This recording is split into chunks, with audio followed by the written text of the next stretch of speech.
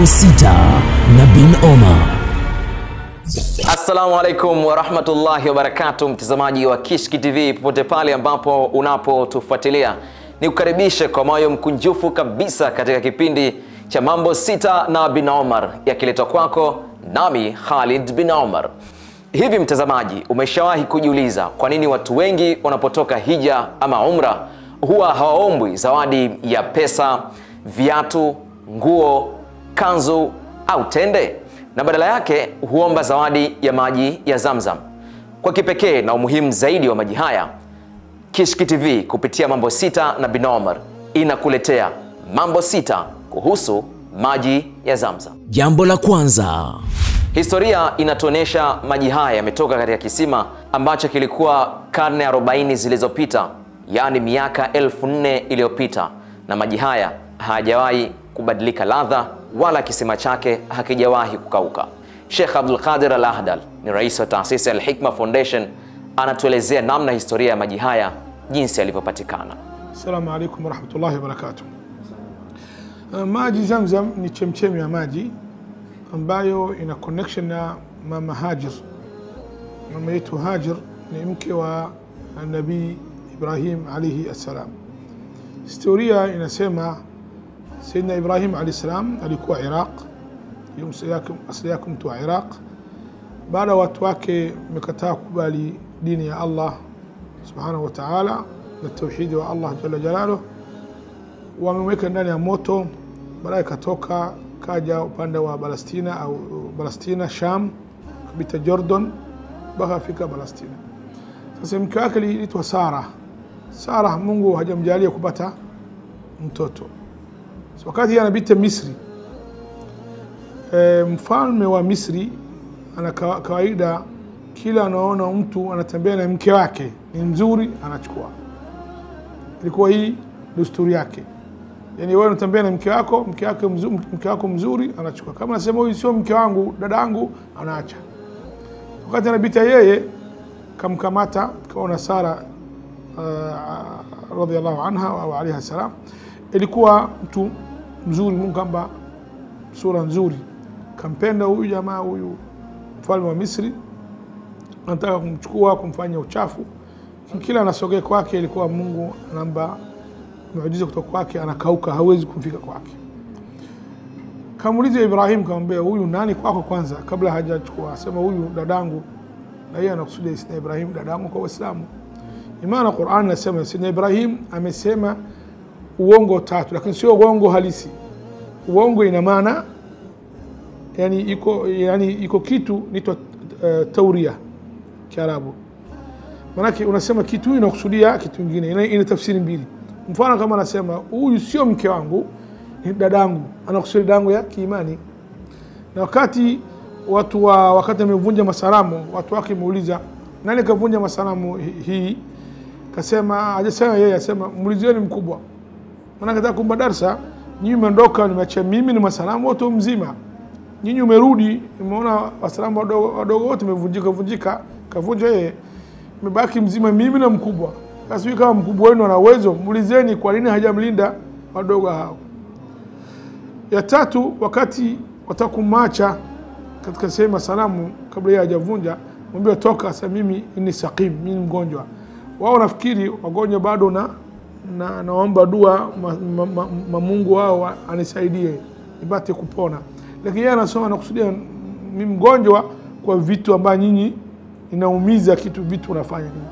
Sasa kimukhtasar, Allah Taala baada ya huyu mfalme wa Misri ameshinda kumfanya kitu, naona muujiza huyu mwanamke na nabii hii kamba mwanamke katika akili zake anaitwa Hajar kamba, na Sara amekubali kamba. Sara kamba Sayyidina Ibrahim amechukua mimba, ana mimba, amezaa Ismail. Allah hapa ameamrisha Ibrahim amchukue huyu Hajar na mtoto wake ambeleke nchi ya Arabu ambayo si iko Makkah, ambeleka kule. Wakati ile hakuna watu wamekaa, iko jangwa, hakuna maji, hakuna chochote. Lakini kabla hapa watu lazima awaelewe Makkah hakuna watu, maana hakuna Makkah, ipo Kaaba imejengwa kabla Adam hajashuka ardhini. Sayyidina Adam ameenda kufanya kule, lakini ilikuwa watu hamna, watu mikimbia, nyumba ya Allah ipo. Maana Qur'ani amesema Sayyidina Ismail na Ibrahim baadaye umenyanyua msingi wa Kaaba, msingi ulikuwa ipo, imekuja maji mfuriko umevunjika, lakini ipo. Almuhim kule wakati ile hakuna watu wamekaa mbali, hakuna maji, hakuna nini. Sasa Hajar kaacha kule na yeye karudi kutoka Palestina, Sayyidina Ibrahim alayhi salam.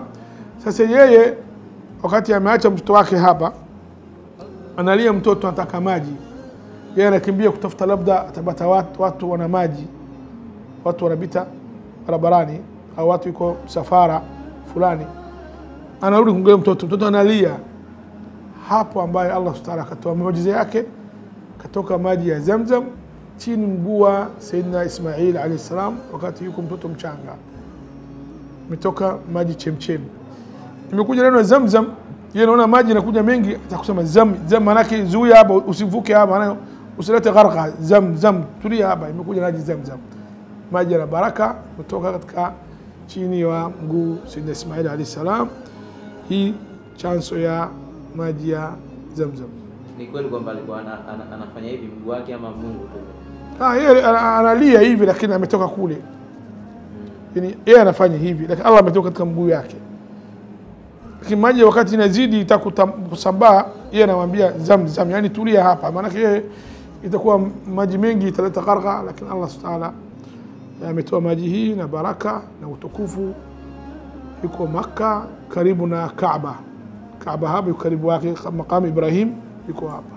Jambo la pili.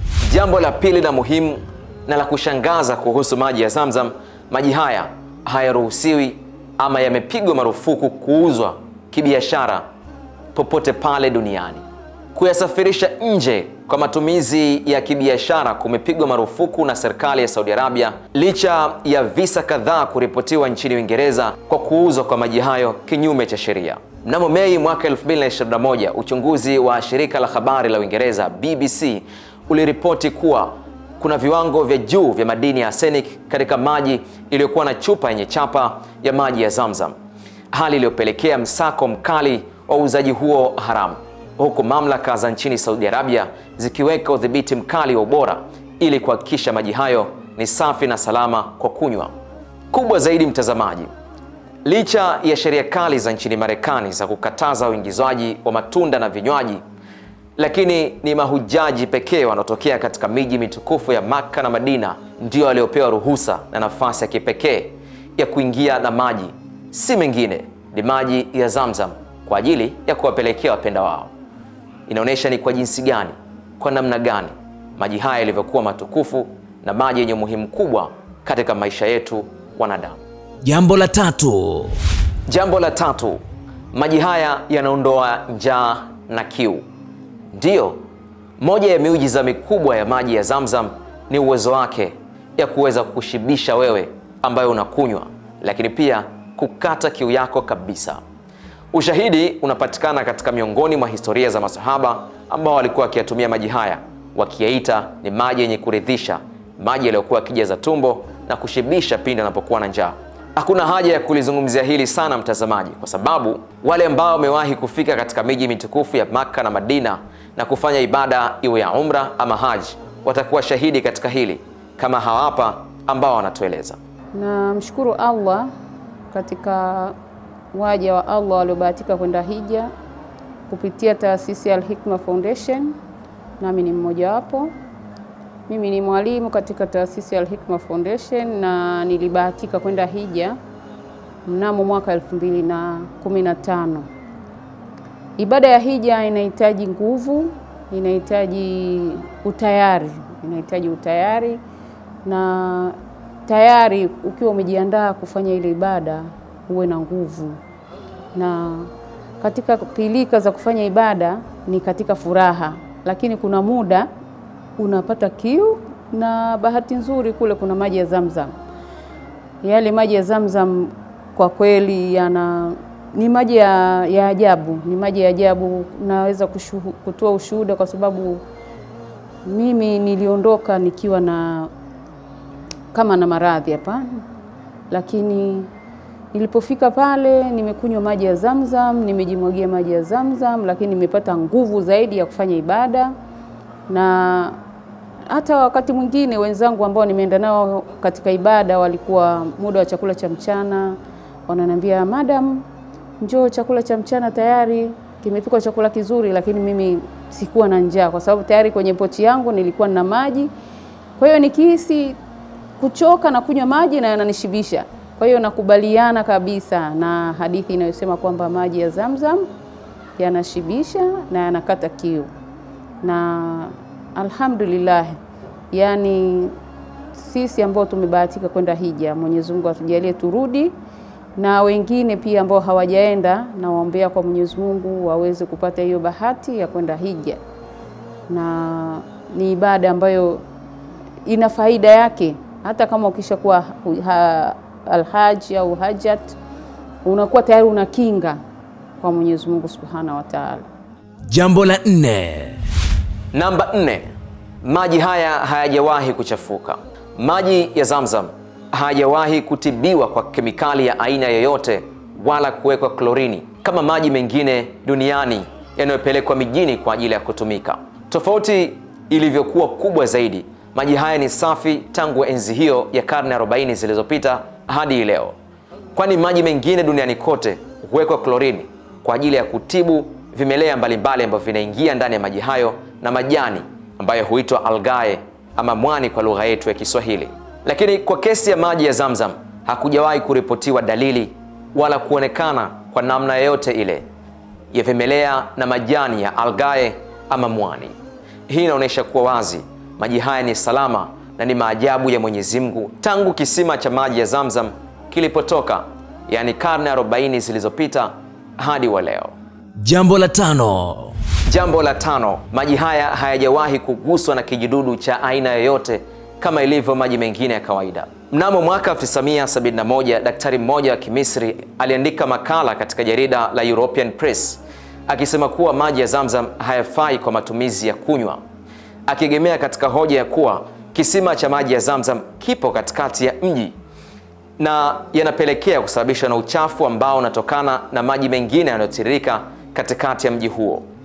Mfalme wa wakati huo wa Saudia, Faisal, alipoisikia habari hiyo alikasirika sana, na ndipo alipoiamuru Wizara ya Kilimo na Rasilimali ya Maji ya Saudia kuchunguza na kupeleka sampuli za maji hayo katika maabara za bara la Ulaya kwa ajili ya kuangalia ubora wa maji hayo. Wizara baadaye ilielekeza Jeddah Power and Desalination Plants kuifanya kazi hii, na ndipo ilipomwajiri Tariq Hussein, mhandisi wa kemikali katika uzalishaji wa maji ya kunywa kutoka katika maji ya chumvi. Matokeo ya sampuli zilizopimwa na maabara za Ulaya na zile zilizopimwa na Tariq Hussein zilenea karibu katika kila kona. Tofauti na maji mengine, maji ya Zamzam yalionekana kuwa na kiasi kikubwa cha madini ya chokaa, yani calcium, pamoja na madini ya magnesium, madini yanayopelekea kutokuharibika kwa maji haya. Viwango vya chumvi vilikuwa ni vikubwa kidogo katika maji ya Zamzam, na hii inawezekana ndio sababu inayopelekea mahujaji pindi wanapokunywa maji haya waweze kuchangamka na kuondolea uchovu. Lakini kilichojitokeza zaidi katika uchunguzi huo ulionyesha kuwa maji ya Zamzam yana fluoride nyingi yanayopelekea maji hayo kutoathiriwa na wadudu. Jambo la 6. Jambo la 6 ni muhimu na kubwa zaidi, mtazamaji. Kaa vizuri na uweze kunisikiliza, kwani maji ya Zamzam yana uwezo wa kutibu maradhi yoyote yale duniani. Ndiyo, kando ya uwezo wake wa kuwa kama chakula na kukata kiu, maji ya Zamzam yamekuwa bora, lakini pia yana uwezo wa kutibu maradhi ya aina yoyote yale yanayokukabili wewe mwanadamu. Hii ni kwa kauli ya kwake Mtume Muhammad sallallahu alayhi wasallam aliposema ya kuwa maji ya Zamzam ni kwa kile utakachokinuia, kama ambavyo Sheikh Abdul Qadir Al-Ahdal, rais wa taasisi Al-Hikma Foundation, anavyofafanua swala hili kwa ubora, kwa ukubwa na kwa elimu ya juu zaidi. Alhamdulillah, awalan maji Zamzam, Mtume SAW anasema kweli, hadithi fi sunan, hadith sahih. Mtume anasema maji Zamzam kila mtu anaweka nia wakati anakunywa, Allah ataamba nia ile ile. Hii ni hadith sahih kabisa. Lakini maji Zamzam pamoja na utukufu wake, lazima Waislamu wakati wanakunywa maji Zamzam, au watu wengine wanaenda umra au haji sehemu ya Maka takatifu, sisahau kunywa maji hii kwa nia ambayo Mtume ametaja. Au wengine wameleta maji kutoka kule, wameletea ndugu zao vile vile, sio lazima inafanya kazi wakati uko bale. Maji Zamzam ni maji ya baraka sehemu yote na wakati yote. Lazima uweke nia.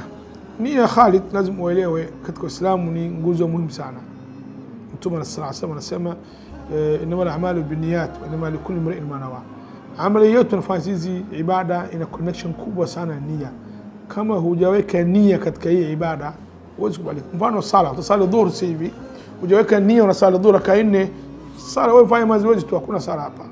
Sasa mzunguko na kitu msingi katika dini yetu ibada ni nia. Nia muhimu kwanza. Ya pili, weke yaqini.